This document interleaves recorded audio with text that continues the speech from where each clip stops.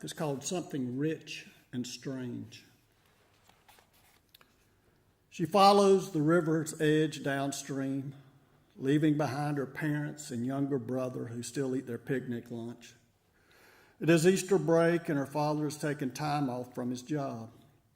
They have followed the Appalachian Mountains south, stopping first in Gatlinburg, then the Smokies, and finally this river.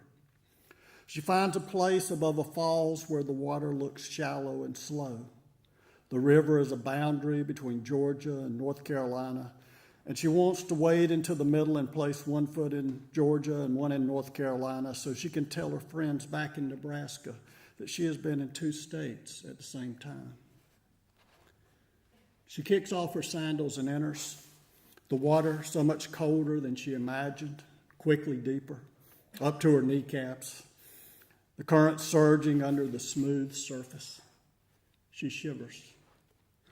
On the far shore, a granite cliff casts this section of river into shadow. She glances back to where her parents and brother sit on the blanket. It is warm there, the sun full upon them. She thinks about going back, but is almost halfway now. She takes a step and the water rises higher on her knees. 4 more steps, she tells herself. Just 4 more and I'll turn back. She takes another step and the bottom is no longer there and she is being shoved downstream and she does not panic because she has passed all her Red Cross courses.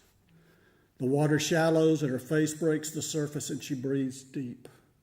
She tries to turn her body so she won't hit her head on a rock, and for the first time she's afraid, and she's suddenly back underwater and hears the rush of water against her ears.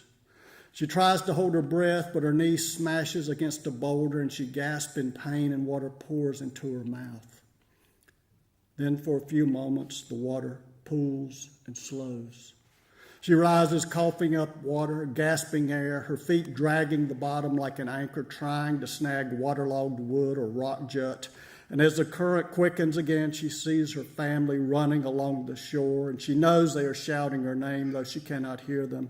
And as the current turns her, she hears the falls and knows there's nothing that will keep her from it. As the current quickens, and another rock smashes against her knee, but she hardly feels it as she snatches another breath, and she falls in the river, and it falls deep and into the water whitens around her, and she falls deep into the whiteness, and as she rises, her head scrapes against a rock ceiling, and the water holds her there, and she tells herself, don't breathe, but the need rises inside her, beginning in the upper stomach, then up through the chest and throat, and as that need reaches her mouth and nose open at the same time, and the lungs explode in pain, and then the pain is gone, as bright colors shatter around her like glass shards.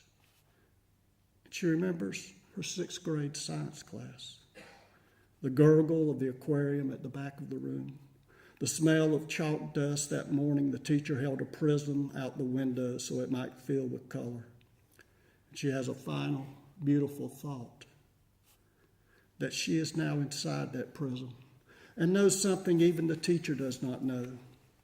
That the prism's colors are voices that swirl around her head like a crown. And at that moment, her arms and legs, she did not even know were flailing, cease. And she becomes part of the river.